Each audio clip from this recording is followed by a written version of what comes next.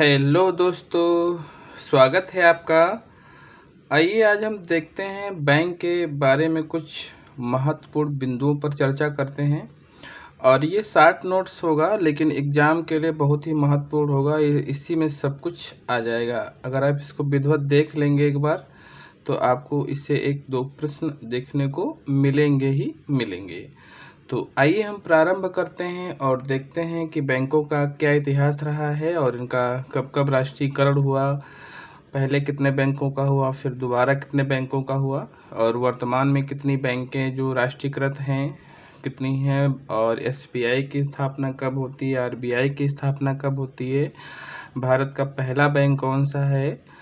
ये सब चीज़ों के बारे में आप इसमें जानेंगे। और राष्ट्रीय महिला बैंक क्या है, विश्व का महिला बैंक कहाँ पहले खुला था, किन किन बैंकों का जो है राष्ट्रीयकरण किया गया, इसके बारे में आप जान पाएंगे।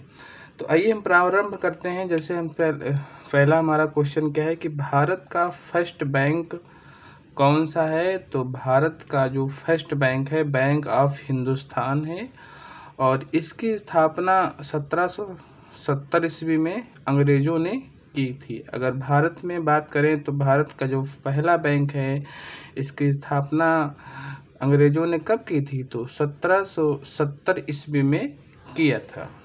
वही हम बात करें भारतीय और अंग्रेज़ों ने मिलकर पहला बैंक जो खोला था वो उसका क्या नाम था, तो उसका नाम था अवध कमर्शियल बैंक, और इसकी स्थापना 1881 ईस्वी में किया था। वही हम बात करते हैं भारतीयों द्वारा फर्स्ट बैंक कौन सी खोली गई थी। भारतीयों द्वारा फर्स्ट भारतीय बैंक, तो उसका नाम क्या था, पंजाब नेशनल बैंक।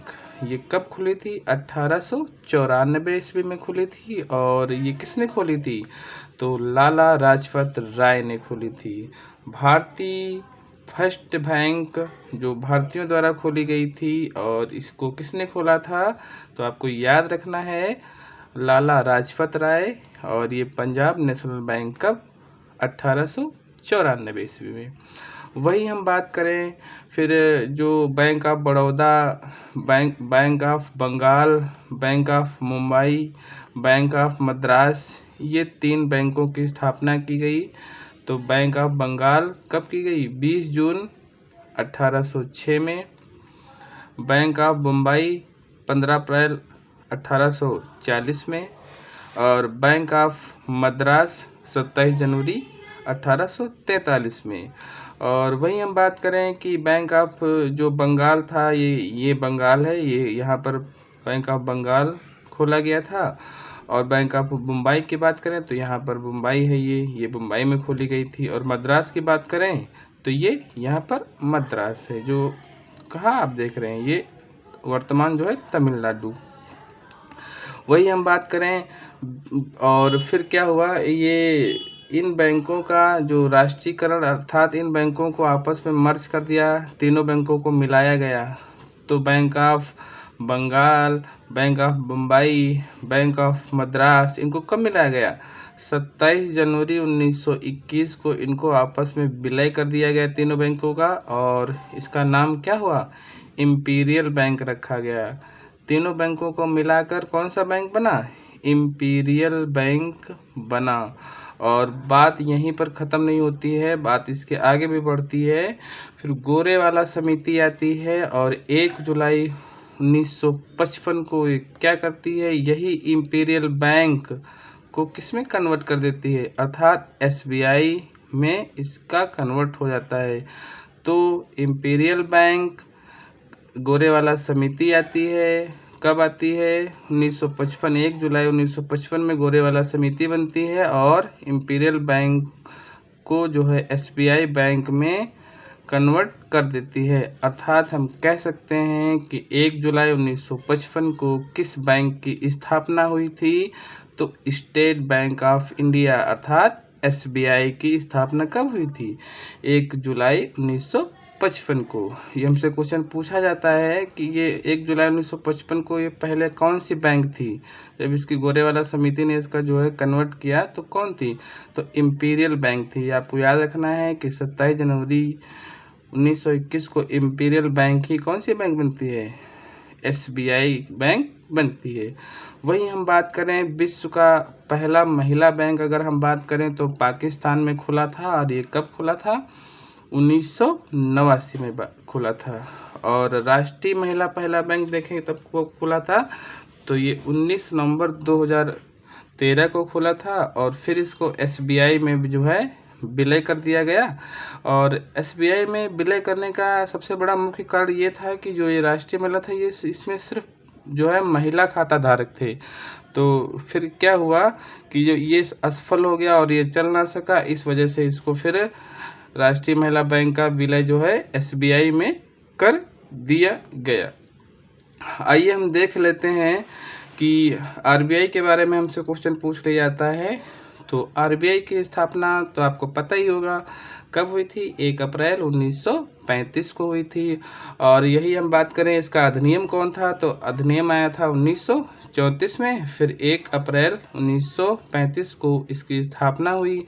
स्थापना के समय इसका जो हेडक्वार्टर था अर्थात इसका मुख्यालय था, कहाँ था? तो ये कोलकाता में था। फिर 1937 में इसका मुख्यालय मुंबई में कर दिया गया। और वही बात करता है कि RBI की जब स्थापना हुई थी तो किस आयोग से हुई थी? तो यंग हिल्टन आयोग बना था, इसको शाही आयोग भी बोला जाता है। और इसके फर्स्ट गवर्नर की हम बात करें तो ओसबोर्न स्मिथ थे, और भारतीय की बात करें तो CD देशमुख थे, और वो 3rd नंबर पे थे। और अगर सेकंड की हम बात करें तो टेलर थे। आइए हम देख लेते हैं कि प्राइवेट बैंकों को सरकारी बैंक में कर देना, जो प्राइवेट बैंकें होती हैं इनको सरकारी बैंक कर देना ही क्या कहलाता है? राष्ट्रीयकरण कहलाता है। तो अब आप यहाँ देखेंगे कि किन किन बैंकों का राष्ट्रीयकरण हुआ और किन किन बैंकों का जो है बैंकें इसमें शामिल थीं।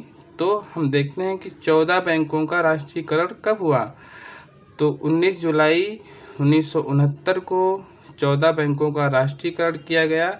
और राष्ट्रीयकरण मैंने आपको बताया राष्ट्रीयकरण क्या होता है कि प्राइवेट बैंक को सरकारी बैंक कर देना ही क्या कहलाता है? राष्ट्रीयकरण कहलाता है। और इन 14 बैंकों का राष्ट्रीयकरण क्यों किया गया? क्योंकि इनकी जो संपत्ति थी जमा पूंजी वो 50 करोड़ से अधिक थी, अर्थात जिन बैंकों का 50 करोड़ से अधिक संपत्ति थी, पूंजी थी, तो उनका राष्ट्रीयकरण कर दिया गया। आप यहाँ देख पाएंगे कि जो है इन 14 बैंकों में कौन कौन सी बैंकें हैं, आप इनके बारे में पढ़ पाएंगे। और यही बैंक जो है कभी कभी क्या करता है, इनका क्रम देगा। Bank of Allahabad, bank of national, bank of India, इनका क्रम देगा। और नहीं तो इनका स्थापना पूछेगा, मैचिंग करने को देता है। तो इसमें से क्वेश्चन ज़रूर पूछता है, आप कोई भी एग्ज़ाम देंगे इनसे क्वेश्चन बनता ही बनता है। तो आइए देखते हैं कि उन 14 बैंकों में कौन कौन सी बैंकें थी, उनके बारे में पढ़ते हैं। तो बैंक ऑफ इलाहाबाद 1865 में इसकी स्थापना हुई थी। पंजाब नेशनल बैंक की हम बात करें तो 1894 में हुई थी। बैंक ऑफ इंडिया की हम बात करें तो 1906 में हुई थी।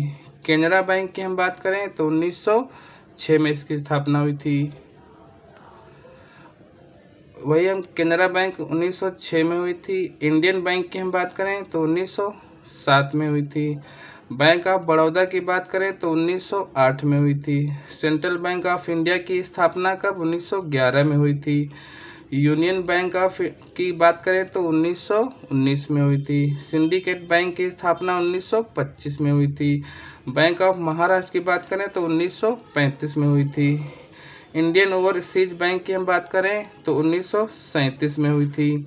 देना बैंक की हम बात करें तो 1939 में हुई थी। यूको बैंक की हम बात करें तो 1943 में हुई थी। यूनाइटेड बैंक की हम बात करें तो 1950 में हुई थी। इस प्रकार आप देख पाएंगे कि ये 14 बैंकों का राष्ट्रीयकरण जो है 19 जुलाई 1969 को कर दिया जाता है। आइए हम देखते हैं कि 6 बैंकों का राष्ट्रीयकरण कब किया था। तो ये 15 अप्रैल 1980 को 6 बैंकों का राष्ट्रीयकरण कर दिया जाता है। और जब ये सेकेंड राउंड में किया जाता है 6 बैंकों का राष्ट्रीयकरण, तो इसकी जो जमा पूंजी थी वो कितनी हो गई थी? 200 करोड़ के ऊपर थी। तो इनका जो है फिर राष्ट्रीयकरण कर दिया गया। आप देख पाएंगे इसमें कौन कौन सी बैंकें शामिल थी। तो बैंक ऑफ कॉरपोरेशन, 1906 में इसकी स्थापना हुई थी। पंजाब सिंध बैंक की आप बात करेंगे तो 1908 में इसकी स्थापना हुई थी। आंध्र बैंक की बात करें तो 1923 में इसकी स्थापना हुई थी। विजया बैंक की हम बात करें तो 1933 में इसकी स्थापना हुई थी। ओरिएंटल बैंक ऑफ कॉमर्स की हम बात करें तो 1943 में इसकी स्थापना हुई थी। इस प्रकार हम कह सकते हैं कि जो 6 बैंकों का राष्ट्रीयकरण हुआ तो कौन कौन सी बैंकें थीं, तो यही 6 बैंकें थी। Bank of corporation, Punjab Sind bank, Andhra bank, Vijaya bank, oriental bank of commerce, इन सब को मिलाकर 6 बैंकों का राष्ट्रीयकरण कर दिया जाता है। वही हम बात करें 2019 में विजया बैंक और देना बैंक को आपस में मिला दिया जाता है, तो विजया बैंक और देना बैंक को विलय किया जाता है तो बैंक ऑफ बड़ौदा बन जाता है। विजया बैंक और देना बैंक को जब विलय किया जाता है तो बैंक ऑफ बड़ौदा का उसका रूप हो जाता है। इसी प्रकार आप आगे देखेंगे तो आपस में बैंकों का विलय होता चला जाता है। और वर्तमान में अगर हम बात करें तो राष्ट्रीयकृत कितनी बैंकें हैं, तो 12 बैंकें हैं। इसके पहले टोटल 19 थी और 19 के बाद में क्या हुआ कि 2 बैंकों का विलय हो गया, विजया और देना बैंक का, तो 17 हो गई। और वर्तमान की हम बात करें तो कितनी हैं, 12 राष्ट्रीयकृत बैंक हैं। हेलो दोस्तों, आपको कैसा लगा, कैसा प्रयास रहा? अगर अच्छा लगा हो तो लाइक करिएगा, समझ में आया हो तो सब्सक्राइब करिएगा और शेयर करिएगा। Thank you.